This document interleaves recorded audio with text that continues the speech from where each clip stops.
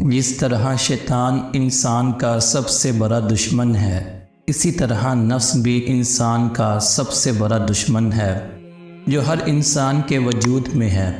اور نفس کی 3 اقسام ہیں۔ ان میں سے ایک ہے نفس امارہ، جو انسان کو بہکانے میں پورا دن مشغول رہتا ہے۔ ہر وہ برا کام، ہر بری سوچ جو وہ چاہتا ہے کہ انسان کرے۔ اور کئی لوگوں نے نفس کے پیچھے بھاگ کے اپنی زندگی اور آخرت برباد کی ہے۔ نفس کہتا ہے کہ میں یہ ماننے کو تیار ہی نہیں ہوں کہ کیا حلال ہے اور کیا حرام ہے، بس میری خواہش پوری کرو ہر حال میں۔ وہ برا کام اور گناہ کرو۔ اب انسان کیا کرے؟ اس کی بات مان کے خود کو اپنے ہی ہاتھوں جہنم میں دھکیل دے یا خود کو موت سے پہلے بچائے۔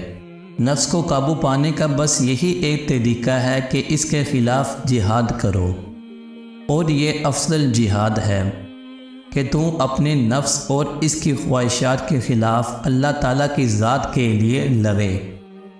جب تک تم اپنے نفس سے خود نہیں لڑو گے، وہ آپ کو بہکاتا رہے گا۔ اور جس انسان کے اگر دل میں ایمان ہوگا، وہ نفس پہ قابو پا سکتا ہے۔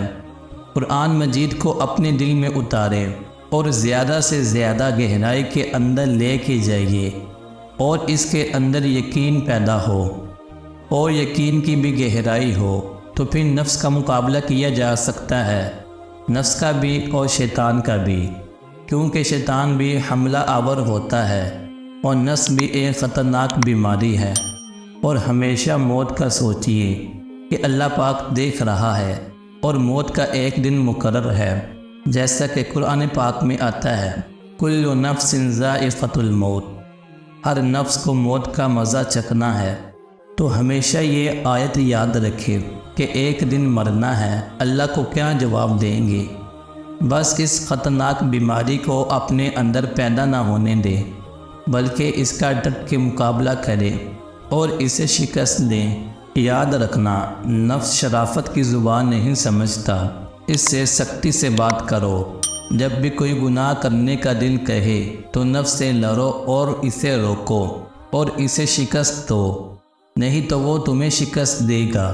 یہ یاد رکھنا کہ نفس سے ہار نہیں ماننا، کیونکہ نفس ہمارا سب سے بڑا دشمن ہے۔